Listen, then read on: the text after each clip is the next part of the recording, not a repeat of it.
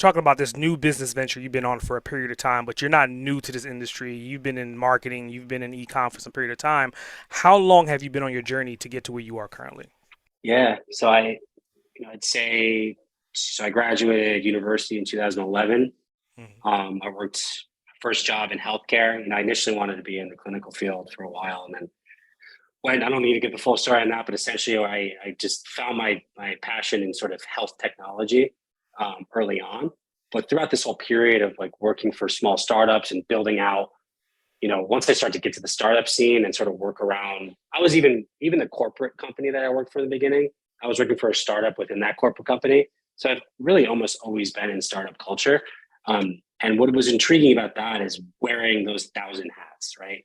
Knowing that, yeah, this might be your role, but you also are going to be able to dip your toes in a bunch of other stuff just because we're growing so rapidly and we're trying to figure things out. And there's stuff coming out of left field and all of that. And that always excited me. Also bringing on new products that were innovating and disrupting the healthcare world, right? But throughout that period of time, about 8 to 10 years, 10 years in healthcare, always on the side, I'd say more prominently once I was making a little bit of decent money, in my mid 20s, was looking into opportunities of being an entrepreneur and investing in things that, maybe I can start something here and there. Maybe it's a watch brand, or maybe, involving myself in the digital space, playing around with stocks and that kind of stuff, and opening up my first Amazon store and failing miserably at that. And, a lot of stuff like that, but really knowing the industry, getting a feel for the industry, Jeremy and I getting involved in the supplement industry on Amazon, having a lot of success on that side. And, at the end of the day, there is involvement in the e-commerce world, I'd say since 2015, 16 to some extent.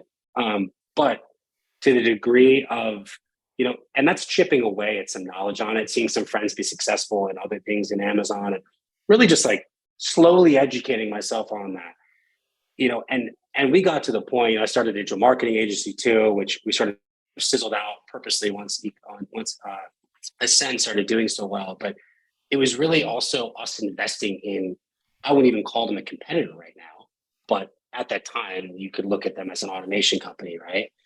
Jeremy and I were invested in one of them. And we were just like, this is a disaster. Like, I know we're not the only ones that are experiencing this. Like, this is such a great model.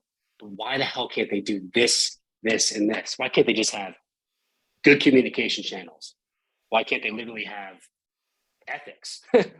Why can't they literally have some kind of solidified infrastructure, some kind of transparency? These things that companies should just have.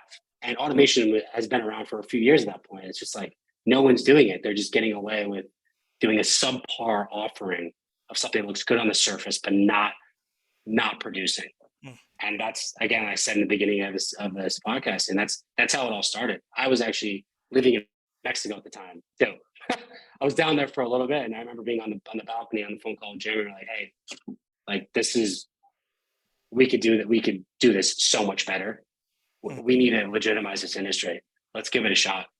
And boom, 2.5 years later. But yeah.